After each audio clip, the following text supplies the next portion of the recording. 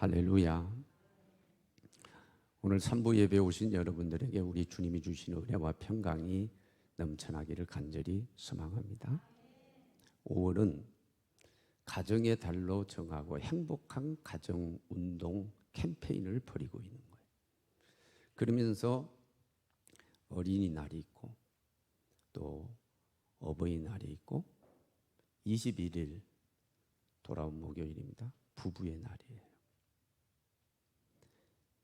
행복한 가정을 꾸리기 위해서 자식 농사가, 속된 말로 자식 농사가 중요합니다. 얘들을 귀하게 여기고 잘 길러야 되겠죠. 그런 뜻이 담겨 있고, 또 모든 도리의 근본이 효, 부모를 잘 섬기고, 물론 영적인 부모, 하나님을 잘 섬길 뿐만 아니라 교회를 섬길 뿐만 아니라 육적인 부모를 잘 섬기는 것이 그의 도리 근본이고, 그럴 때 하나님께서 복을 주신다. 그걸 가르치고자 해서 어버이날을 정한. 또 행복한 가정을 꾸림에 있어서 그 버금가게 중요한 게 뭐냐? 가정의 두 기둥이라 할 수 있는 부부가 든든히 서서 행복한 동행을 이어가야 된다는 거예요. 그래서 오늘은 부부의 날을 앞두고 부부가 두 기둥으로서, 가정의 두 기둥으로서 든든히 서고 행복한 동행을 이어가자. 그러기 위해서는 서로 간에 부부의 의무를 다하자라고 하는 그런 말씀을 나누려고 합니다. 우리 영찬이가 군대를 갑니다. 국민에게는 국방의 의무가 있어요. 국방의 의무만 있는 것이 아니라 납세의 의무가 있죠. 우리가 세금을 내야 정부가 일하지 않겠습니까? 요즘은 복지가 확대되고 있기 때문에 세금 안 내면은 우리에게 돌아오는 복지가 있을 수가 없죠. 납세의 의무, 교육의 의무. 우리나라의 큰 메리트 가운데 하나가 뭐냐면 교육 수준이 높다는 거예요. 우리가 자원 같은 거 실제로 별로 없잖아요. 그런데 교육 수준이 지금 높다라고 하는 건 우리나라에 있어서 아주 큰 메리트가 되고 있어요. 배워야 돼요. 그것도 의무란 말이에요. 뿐만 아니라 근로의 의무가 있죠. 일해야 돼요. 일해야 소득이 있고, 소득이 있으니까 세금도 내고 살아갈 수 있잖아요. 기타 등등의 의무들이 있듯이 우리 부부 간에도 행복한 부부가 되기 위해서, 그리고 기둥 역할을 잘 감당하기 위해서 의무가 있다는 거예요. 의무가 있다는 거예요. 사실 언급하기도 싫은데 이태원에 집단 감염 사건 알고 있잖아요. 여러분들 알고 있잖아요. 거의 지금은 아는 것 같아요. 게이 클럽, 동성애 클럽. 어떤 분이 인터넷 글을 읽었어요. 야, 너네 소수자의 인권을 얘기하고 권리를 얘기하는데, 우리 국민으로서 자유권도 있고 참정권도 있고 청구권도 있고 행복 추구권도 있고 다 있는데 너네 그 얘기하는데, 그러려면은 의무부터 감당해라. 아니, 의무를 감당하고 나서 권리를 주장해야지. 의무도 감당하지 않고 무슨 권리 얘기하냐? 그게 말이 되냐? 나라가 서야 우리가 행복해질 수 있고, 행복도 추구하고, 우리가 청구권도 있고 다 우리 권리를 행사할 수 있는 거지. 나라가 서지 못하고 어떻게 하고. 그런 내용의 글이에요. 마찬가지로 우리가 행복한 동행을 하고 부부로서의 그 가정의 두 기둥 역할을 든든하게 잘 감당하기 위해서, 행복해지기 위해서 우리에게 뭐가 필요한 거예요? 의무가 의무를 감당하라는 거예요. 오늘 본문 말씀이 그겁니다. 고린도전서 7장 3절 말씀 간단해요. 남편은 아내에 대한 의무를 다하고 또 아내는 그 남편에 대해서 똑같이 하라는 거예요. 똑같이 하라는 의무를 감당하라는 거예요.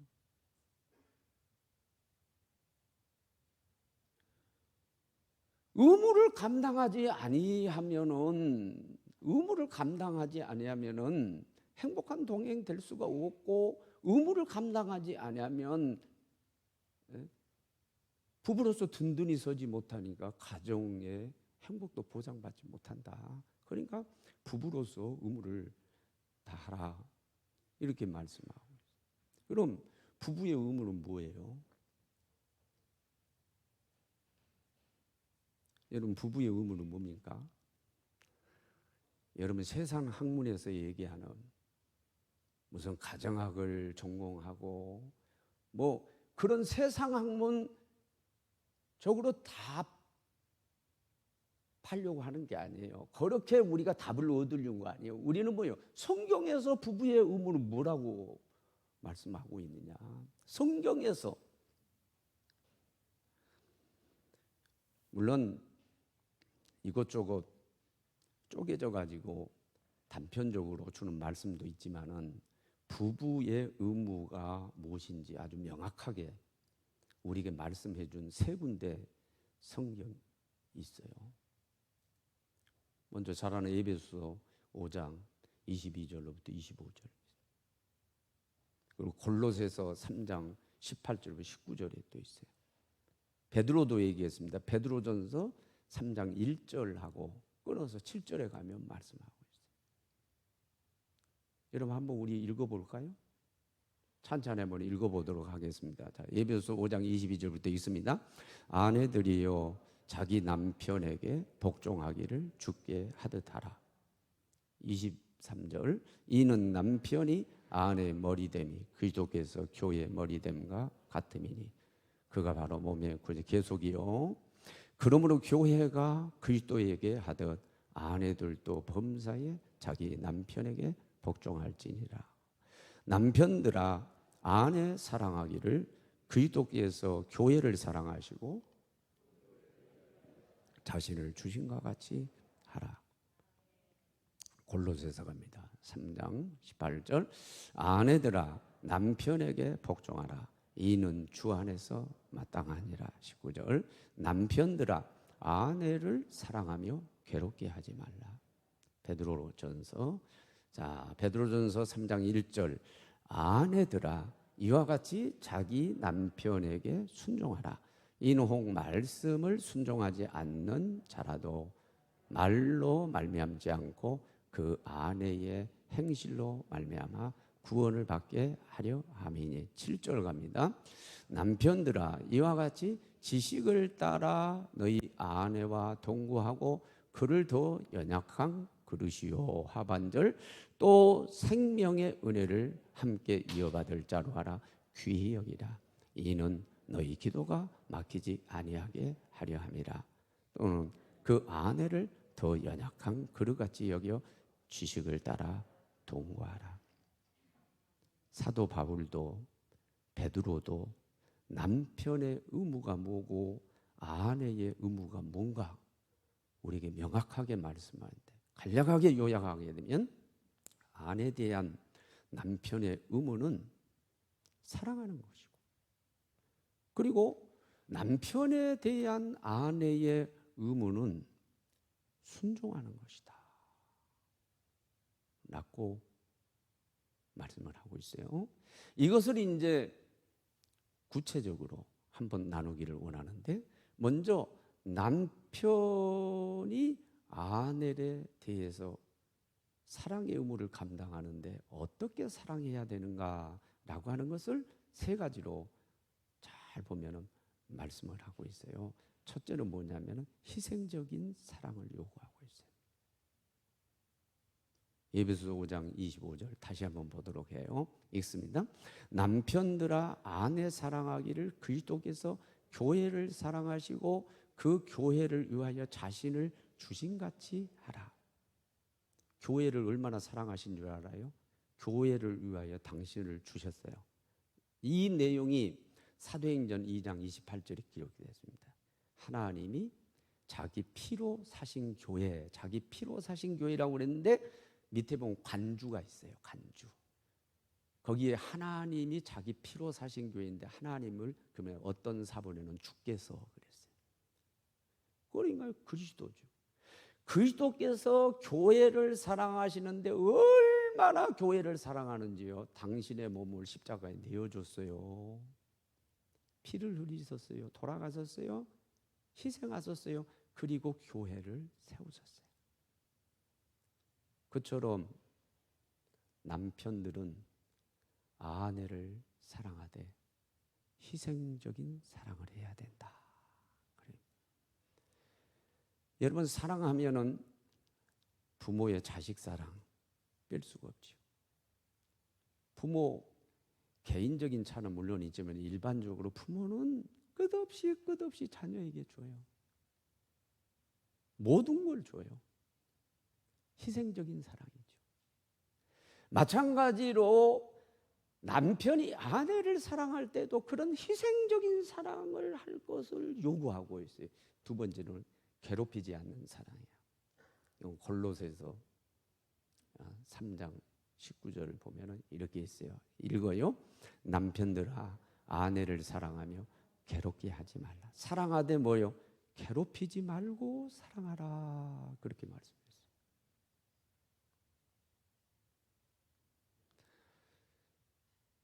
어떤 경우에 남편들이 아내의 남편을 향한 의무 가운데 순종과 복종을 요구하면서 이것저것 막 시켜요.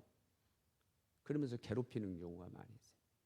제가 시골에서 그걸 목격을 했어요. 결혼한 지 얼마 안 됐는데 고함치는 거예요. 세숫대야 물 떠오라고. 물 떠와! 발 씻겨! 남편은 하늘인 줄 몰라! 여러분 이렇게 순종이 있고 복종이 있다고 그래서 그것을 빙자해 가지고 아내들을 괴롭히는 분들이 꽤 많이 있어요. 그건 아니라는 거예요. 그건 사랑이 아니다. 그렇게 하지 말라. 여러분 괴롭히는 건 육체적으로 괴롭히는 것도 있지만 심지어 정신적으로 괴롭히는 거 이것이 더 클 수도 있죠.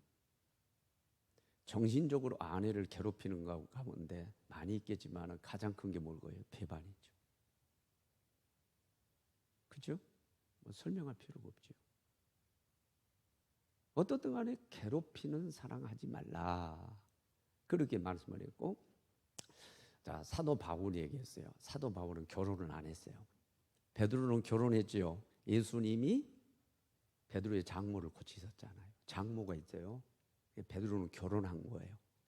그러니까 베드로는 그러면은 사랑을 어떻게 하라고 아주 구체적이에요. 결혼을 해서 그런지 모르겠어요. 어떤 간에 구체적으로 요구를 하고 있습니다. 그게 베드로 전서 3장 7절에 나와요. 우리 7절 상반절부터 읽습니다.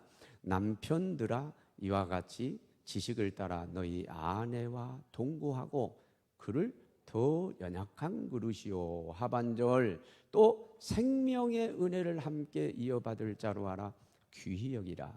이는 너희 기도가 막히지 아니하게 하려 함이라. 또는 그 아내를 더 연약한 그릇같이 여겨 지식을 따라 동거하라. 구체적이죠. 어떻게 사랑해야 될 거를 구체적으로 베드로가 말씀을 해주고 있어요. 이 가운데 반복되는 게 두 가지가 있어요. 하나는 저 상반절 처음 시작할 때 그리고 끝에 그게 뭐예요? 지식을 따라 동거하라. 이걸 저는 샌드위치 용법이라고 그랬어요. 빵 조각을 양쪽에 넣고 위에다가 소스 넣고 먹는 방법. 예. 여러분 이렇게 샌드위치 용법이 나오면 중요하다는 반복되고 있기 때문에 중요합니다. 지식을 따라 동거하라 해서 샌드위치 용법을 딱 썼어요. 저는 이건 사랑이 아니다 하면서 여러분들한테 말씀드렸어요. 먼저 생활비를 대주지 않고 돈을 안 줘요. 그러면서 사랑한다. 그건 사랑 아니에요. 사랑한다면 생활비 주고 돈 줘야지. 그건 절대 사랑하면 속지 마세요.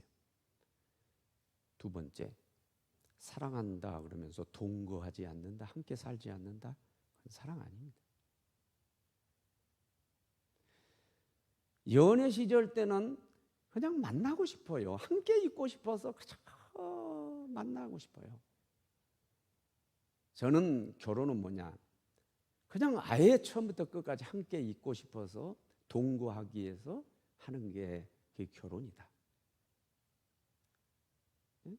사랑한다고 그러는데 평생 남편은 미국계가 있고 아내는 여기 그냥 두고, 이것은 사랑을 볼 수 없는 거죠. 근데 여기 뭐라요? 동거하라 그랬죠. 근데 그 앞에 지식을 따라 동거하라 그랬는데 성경에서 말하는 지식, 암이라고 하는 것은 동사 원형이 알다. 이것은 뭐냐? 야다라고 그랬는데 히브리에서 야다는 뭐라고 그랬습니까? 야다는 경험으로 아는 거라고 그랬어요. 연애를 해봐서 아는 거라. 함께 살아봐서 아는 거라. 그래서 함께 살면서 지식을 가져야 돼. 지식. 그 아내에 대한 지식을 갖기 전에 모든 걸 정확하게 낱낱이 알아서 동거하라. 살아야 돼. 여러분 아내에 대해서 얼마나, 남편들은 대수롭지 않게, 저가 그랬으니까요.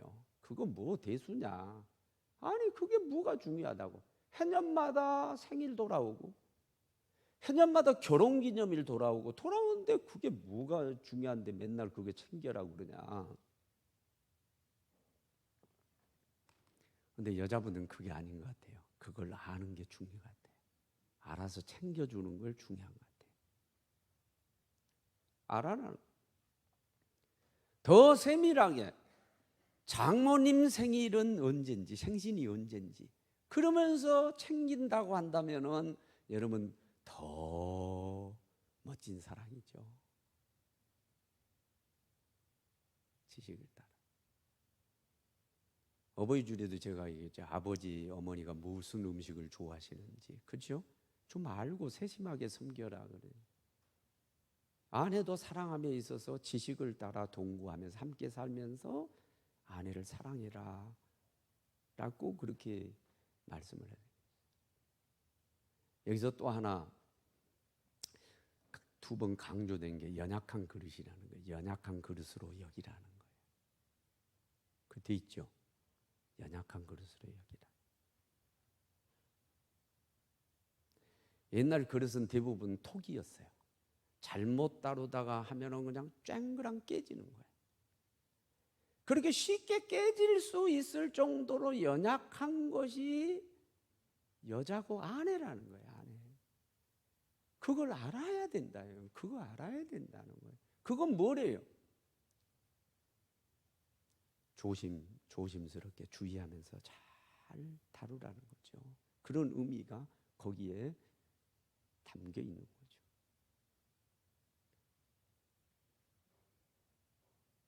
저는 설교자로서 설교를 준비하면서 반추엘뿐 아니라 자기 자신에게도 한번 이거 거울로 나도 한번 이렇게 보는 거죠. 부끄러운 게 많죠, 사실. 인생을 다시 산다면은 멋지게 해볼 텐데 말이에요. 근데 후회스러운 게 많이 있어요.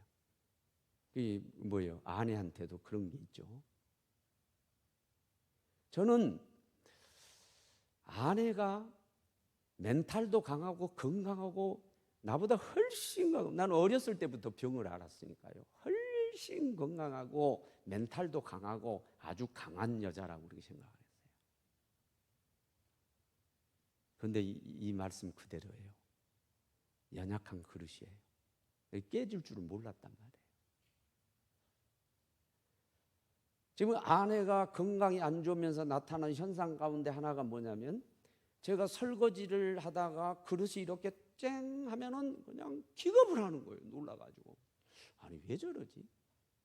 그리고 그런 소리가 있어요. 그런 소리가, 모든 소리가 그런 게 아니라 그 가운데 하나 소리가 뭐냐면은 내 소리예요. 내가 기침을 한다든지. 돌아다 봤어요. 하나님, 아내가 저렇게 깨졌어요. 아내가 내 소리에 저렇게 깜짝 놀라요. 내가 헛기침만 해도 저렇게 놀라가지고 막 자지러져요. 그러니까 내가 어떤 생각이 드냐면, 내가 그동안 고함 지르고 소리 지르고 해가지고 상처를 많이 줬구나, 이 생각이 드는 거예요. 지금도 잊지 않는 아내의 부탁이에요. 여보, 교인들한테 잘해주는 것처럼 나에게 좀 잘해줘봐. 당신이 다른 여자들한테 참 친절한데 다른 여자들한테 친절한 것처럼 나한테 좀 친절해봐. 그 얘기를 들었어요. 좀 목회하면서 정말로 성도들한테 잘하려고 최선 다하고 했어요. 성도들 상처 안 주려고 일을 쓰고 말 조심하고. 그런데 정작 가정에서는 그렇지 않아요. 교회에서 스트레스 받은 거 막 가정에 가가지고 아내한테 고함치고, 업무하면 막 고압적으로 얘기하고 소리 지르고 막. 아내는 강한 줄 알았어요. 안 깨질 줄 알았어요. 그런데 이게 쌓이고 쌓여가지고 쌓여서 이제 깨졌구나. 이제 깨닫는 게, 그렇구나. 연약한 그릇이었는데 내가 너무 함부로 돼 있구나. 젊은이들이 다 그런 거 아니면, 젊은이들이 뭐 다 잘한 것도 아니고 다 못한 것도 아니에요. 어떤 것들은 참 젊은이들 속상한 거 볼 때, 목회자로서도 그렇고, 그 가운데 인사 잘 안 하는 것도 그렇고요. 많아요. 근데 잘하는 거, 부러운 거 하나 있어요. 그게 뭐냐면, 우리 벌써 부목사님하고 저하고 그 세대 차이가 있잖아요. 벌써 갭이 있어요. 먹는 것도 달라요. 예? 벌써 보면은요, 딱 주문할 때 보면 다르고요. 그리고 저 결혼식장 뷔페 가가지고 음식 먹으면은요, 벌써 달라요. 박성도 목사님하고 나와가지고 먹는데 나 기겁을 했어. 아무튼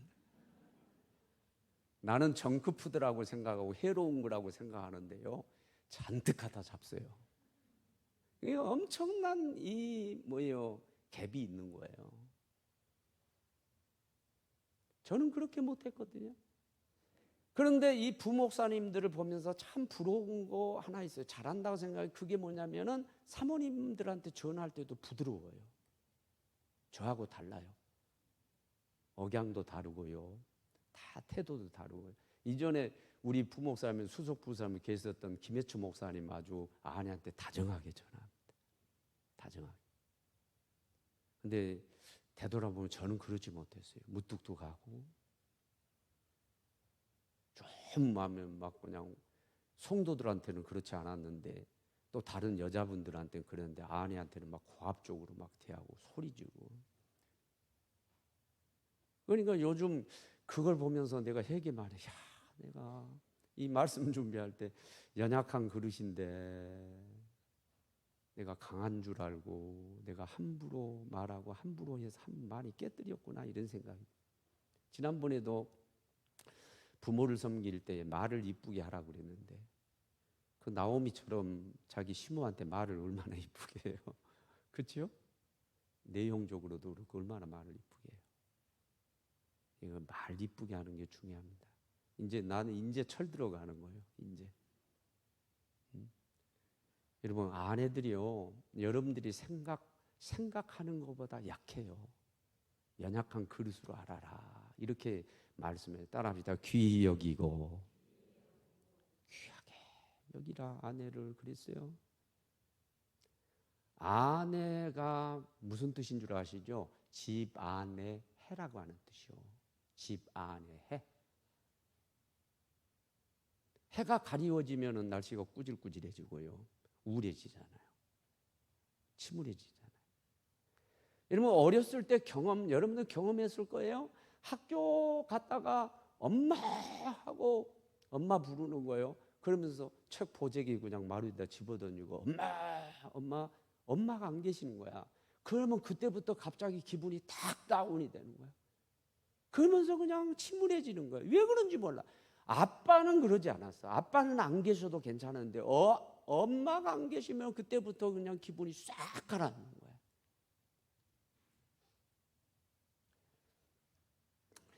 아내들도 잘 들어요. 지금 아내에 대한 얘기는 아니지만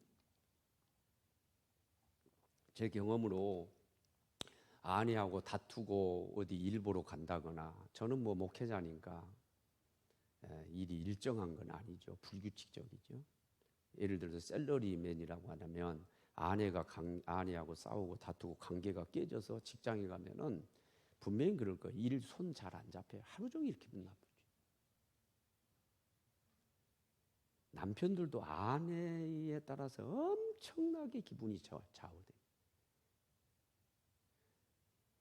아내들은 실리적인 경향이 있어 그러지 않지만 남자들은요, 아내가 어떻게 대하는지 남자들이 극단적인 생각을 많이 해요. 극단적인 생각. 저도 가만히 보니까 극단적인 생각, 그게 뭔가를 얘기하지 않겠지만 극단을 생각, 그게 뭐야? 아내하고 관계 때문에 극단적인 생각을 할 때가 많이 있었어요. 이게 엄청난 영향을 미친다는 거예요. 그러니까 얼마나 중요한지 몰라요. 물론 남편 중요하고 다 부모 중요하지만은 가정에 있어서 아내라고 하는 것은 해야 해.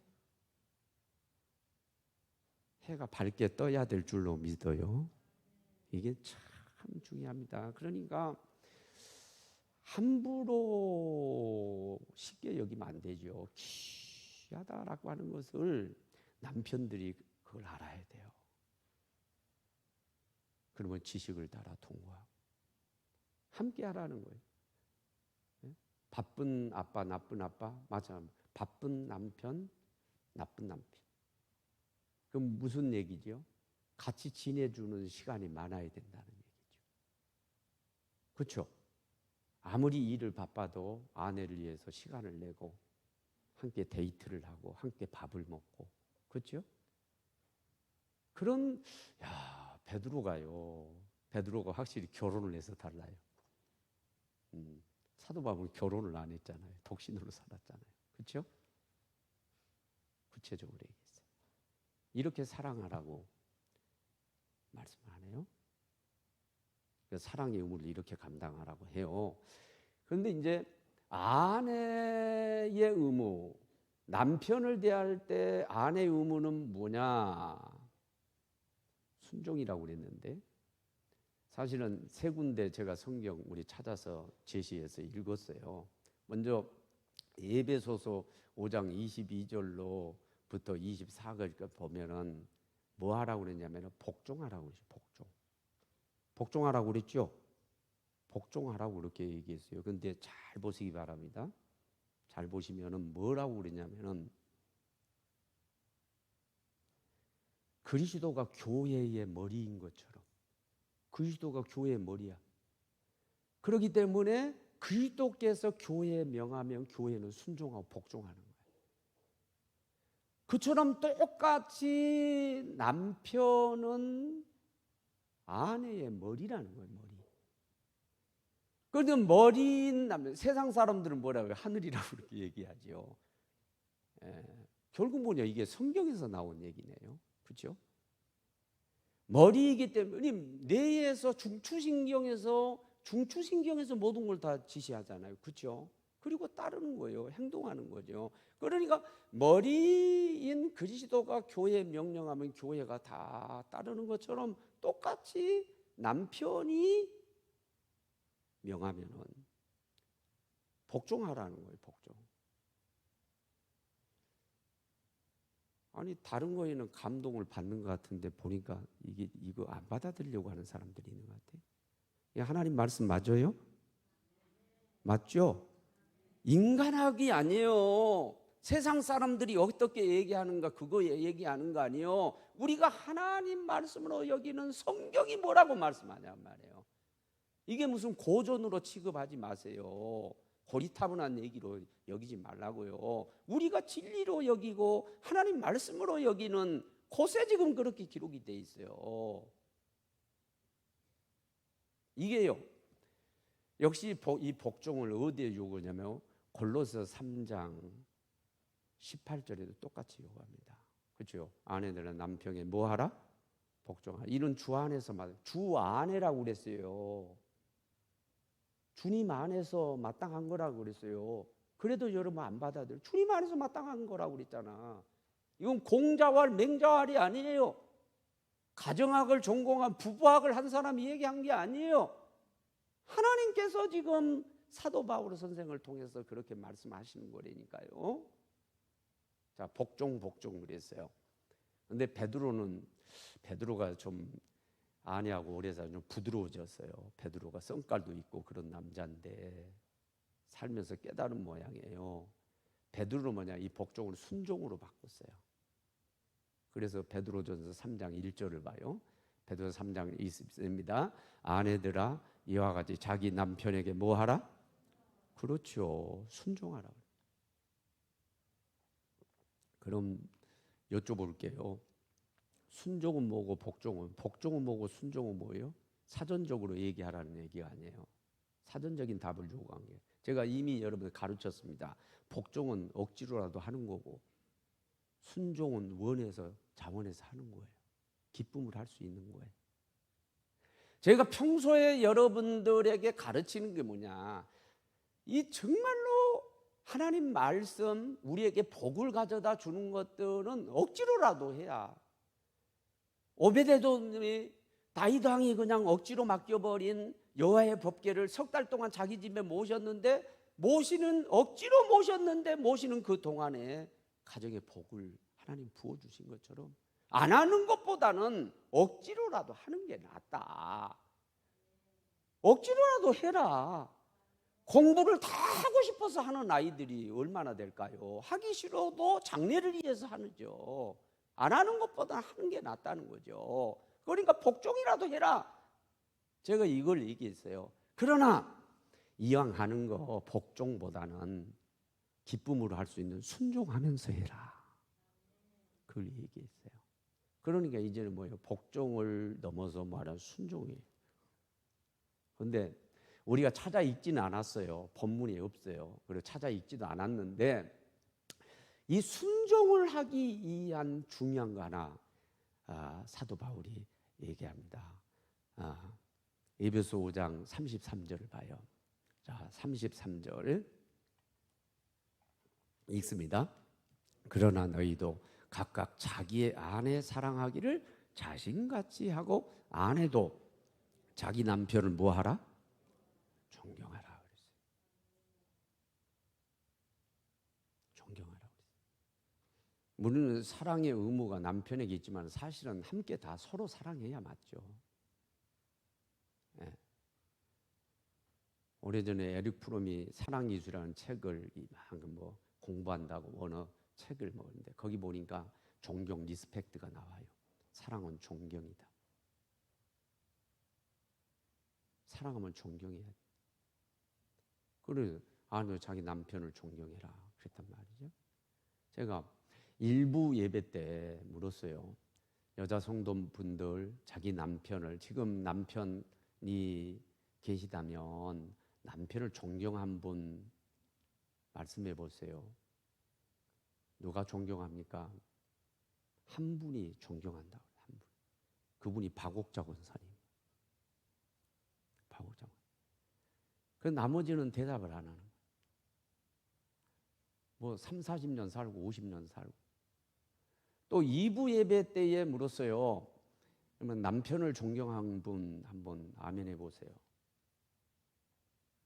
1부에서는 한 분밖에 안 계셨어요. 딱 또 2부에서 한 분. 내가 물어봤죠. 김하숙 권사님 남편 존경합니까? 그러니까 아멘. 여러분이랑 똑같이 물어요. 남편 존경합니까? 3분은 많네요. 여러분, 순종이 되려면 복종이 아니라 억지로 하는 그런 수준이 아니라 즐겁게 남편의 말에 순종할 수 있는 그런 단계에 가서 그 아내로서의 의무를 다하기 위해서는 뭐가 필요하냐면 남편에 대한 존경심이 필요한 거예요. 존경하는 마음이 있어야 돼요.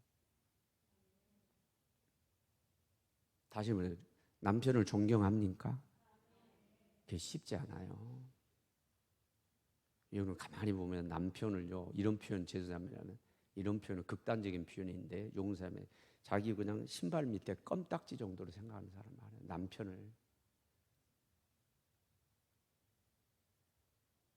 남편을 무슨 돈 버는 기계요? 남편이? 효용 가치가 있으면 써먹고 효용 가치가 없는 건 버리는 거예요? 기계 부속품이냐고. 근데 그런 경우가 많아요. 왜? 지금 노숙자로 살아가는 사람들이요, 진짜 집이 없고 가정이 없어서 그런 경우가 드물어요. 있어요. 가정이 있고요, 아내가 있어요. 왜 노숙자가 된 줄 알아요? 하도 스트레스 주니까 견디지 못해가지고요, 집 나온 거예요.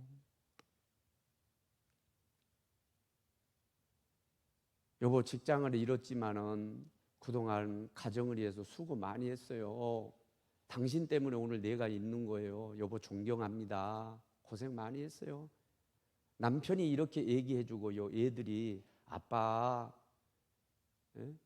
우리 대학까지 보내면서 아빠 얼마나 고생 많이 했어요. 아빠 존경해요. 사랑합니다. 사랑합니다. 집 나올까요? 집 안 나와요.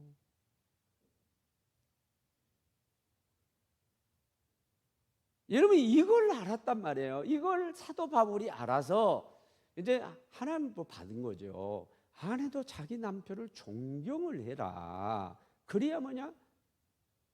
복종을 넘어서 순종이 가능하다. 이렇게 말씀한 거죠.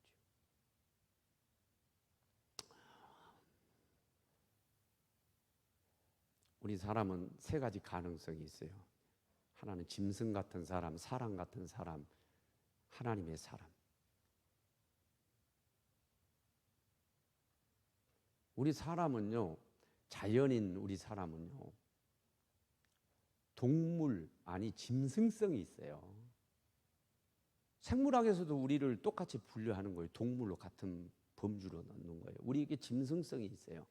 짐승은 뭐에 대해 본성에 따라서 알죠? 그러나 짐승보다 나은 게 사람이에요. 사람은 본성은 있지만은 그 본성을 이성으로 누릴 때에 그때 사람다운 사람 되는 거죠. 그리고 영성이 이성도 눌러주고 본성까지 누르면 그게 영의 사람이에요. 하나님의 사람.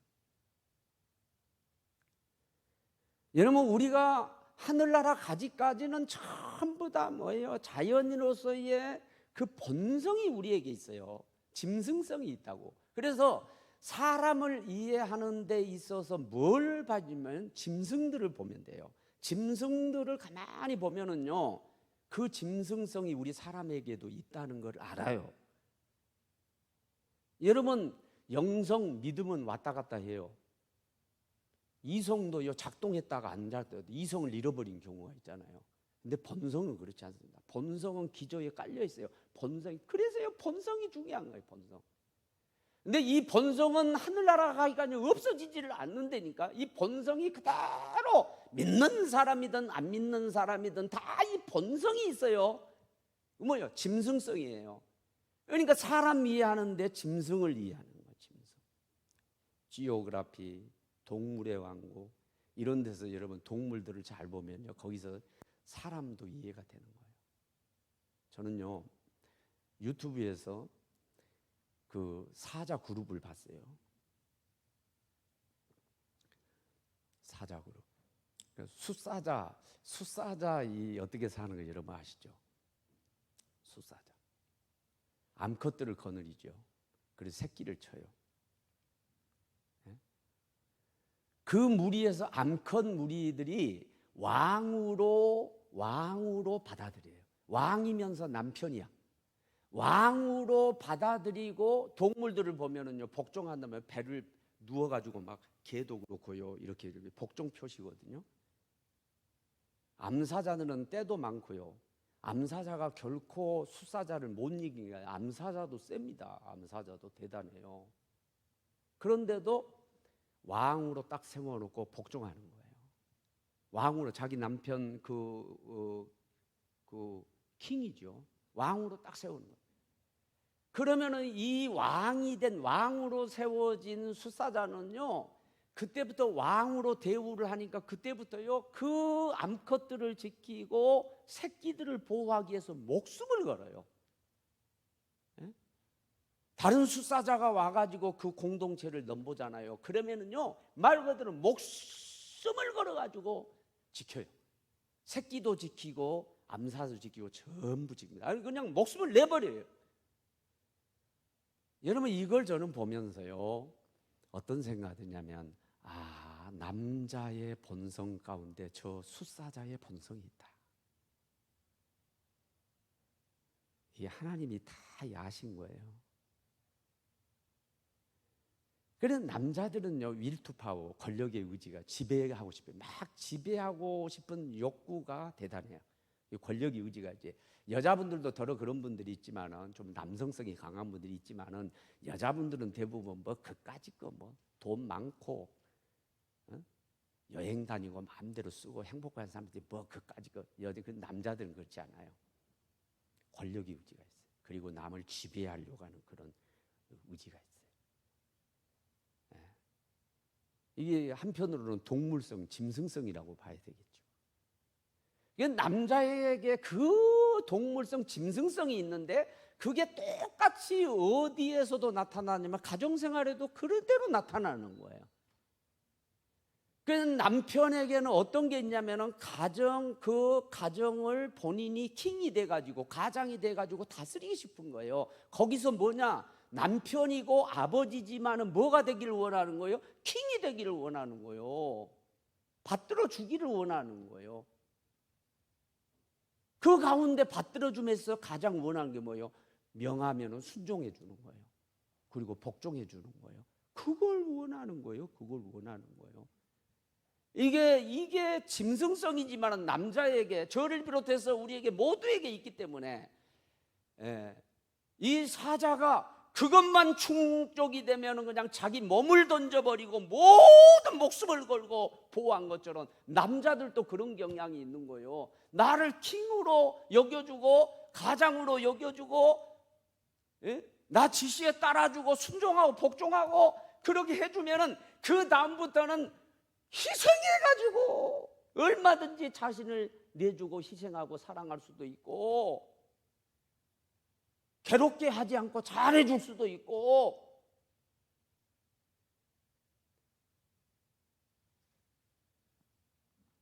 지식을 따라 함께하고 동거해 줄 수도 있고, 다 모여 연약하게 여기고 귀하게 여기고 다 해줄 수 있다. 남자는 그렇게 할 수 있어요. 뭐만 하면 킹으로 여겨주면. 이게 있기 때문에요, 남자들은요, 이게 아내가요 이런저런 이유로 거부하고 거절하고 말 안 듣고 이러면 그게 남자가 못 견디는 거예요.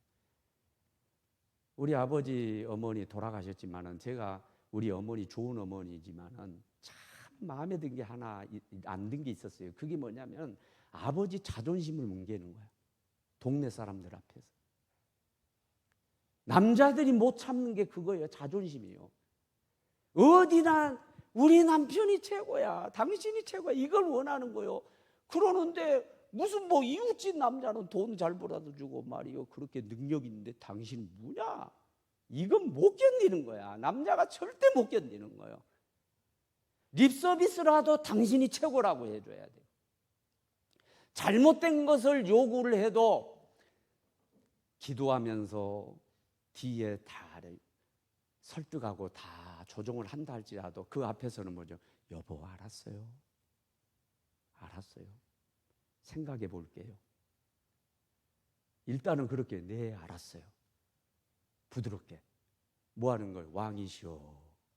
그렇게 대해주는 거죠. 그러나 뒤에 가가지고 전부 다 기도하고 그리고 설득력 있게 얘기하고 잘못된 거 얼마나 조절할 수 있어요? 돼요. 그러나 일단은 뭐예요? 왕대접을 하는 거예요. 또 왕대접을 해야 내가 왕비가 되는 거죠. 여자분들 좀 찔리는 게 없어요? 여러분 왕으로 대우했어요? 남편들이 요구하는 게 그거야. 그것만 되면 다 할 수 있다니까. 뭐든지 목숨도 내놓을 수 있어요. 가정을 위해서 다 할 수 있고요. 아내를 위해서 못할 게 없어요. 별도 따져줄 수 있고요. 다 할 수 있어. 그런데 아내들이 그걸 모르는 거야. 그걸 모르는 거야. 다른 능력 있는 남자 어쩌고 저쩌고 그렇게 하고 자존심 팍팍팍 상하게 하고 말이지. 그것이 또 월급이라고 타냐고 그러고 말이지. 그러니까 그 가정이 깨질 수밖에 없는 거지. 그 부부가 깨질 수밖에 없는 거야. 될 수가 없죠. 목사님 조남은 얘기하지 않겠어요. 두 분 다 대교회 목사님. 그 유명한 목사님을 대교회 목사님을 창원에서 목회하는 분인데 대교회 목사님 모셔다 부흥회. 정말로 정정하고 건강하시고요. 정신도 맞고요. 그분도 그냥 설교가 원고도 안 보고 그냥 그 연세 잡섰는데 영어 같은 거 잘하고 말이죠. 목사님 어떻게 그렇게 총명하시고 건강하시고 도대체 비결이 뭐냐? 그러니까 도대체 뭘 잡어요? 그 잡수는 거 얘기 좀 해보세요. 그랬더니 빙그레 웃더니 하루도 빼지 않고 새벽 기도가 끝나면은 말을 갈아놓은 말을 먹는데요. 이게 마가 그렇게 좋은가 보죠. 그 말을 먹는데요.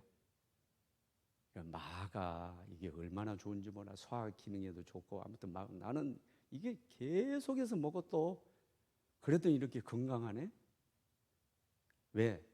해볼 거야? 그러면 나도 말을 먹어야 되겠네요. 아내한테 해달라. 아내한테 해달라만 하지 마로. 안 해줘. 해줘봤자 며칠 하다가 안 해. 귀찮게 군다고 그러고 안 해. 절대 안 된다. 절대 안 돼. 절대 안 되고요. 그거 계속 먹으려면요. 교회 출근하자마자 비서한테. 대교회니까 비서가 다 있잖아요. 여자 비서가 다 있어요. 사무원이 다 있단 말이에요. 비서한테 그것을 갈아서 달라고 해라. 그럼 비서는 의무감으로도 귀찮던데 의무감이기 때문에 말 안 들어요? 듣죠. 너 이거 미션이야, 미션.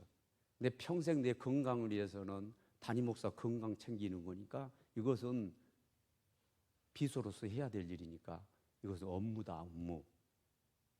그러니까 아예 말을 날마다 갈아주는 거야. 하루도 안 빼주고 말을 갈아.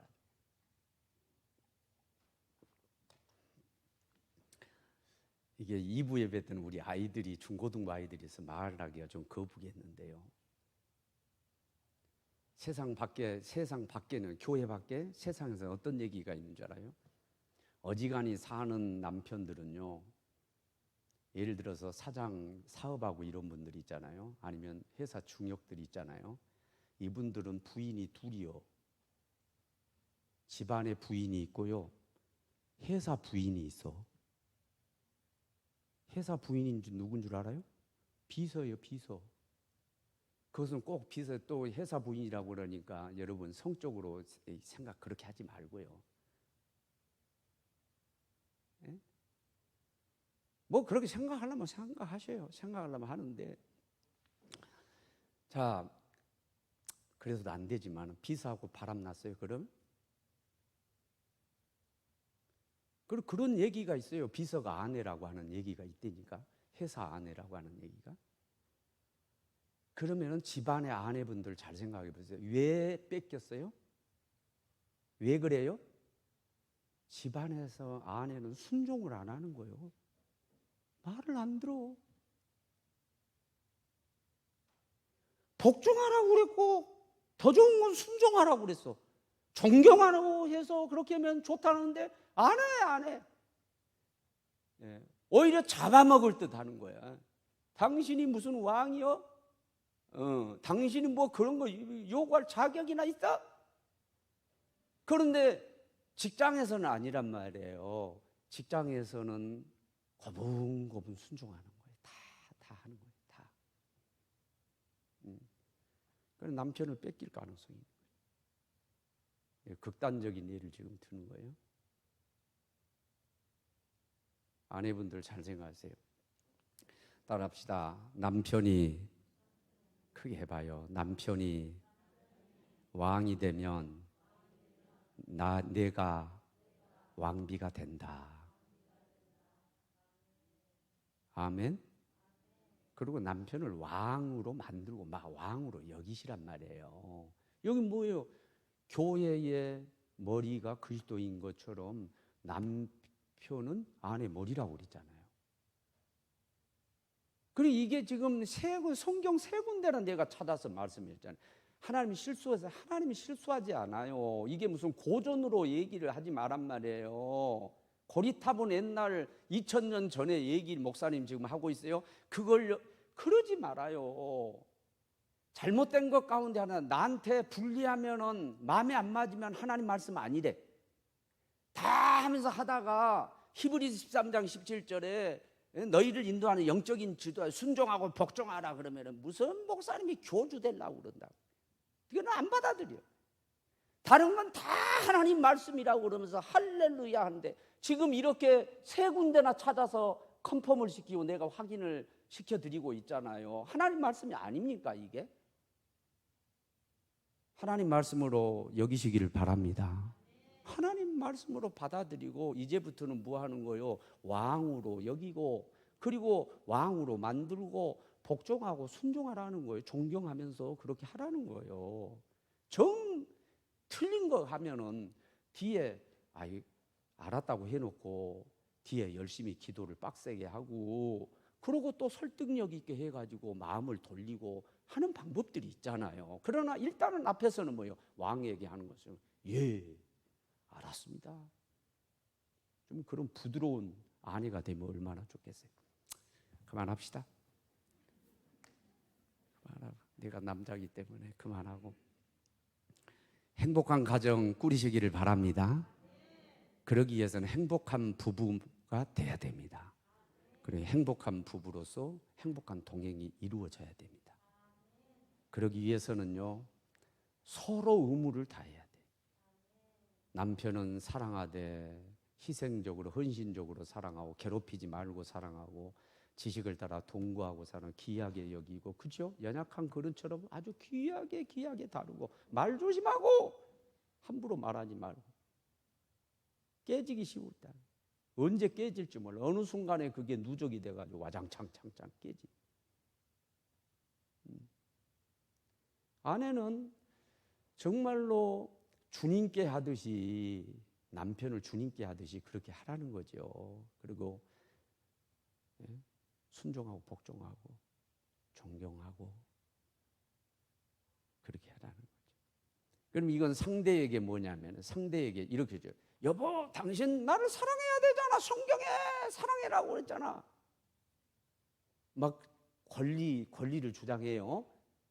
사랑받고 싶어서. 그러려면 뭐 했냐면은 순종부터 해야 돼. 의무, 내 의무, 아내의 의무. 그죠? 남편은 또 순종하라고 그랬잖아. 남편 머리인 거 몰라?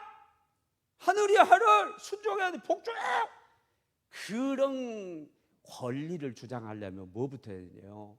몸을 내주기까지 아내를 사랑하고 귀하게 여기고 연약하게 생각하고 그렇게 아내를 좀 그렇게 사랑하고 나서 그렇게 요구하라고. 하지도 않고 권리는 주장한다. 아니죠.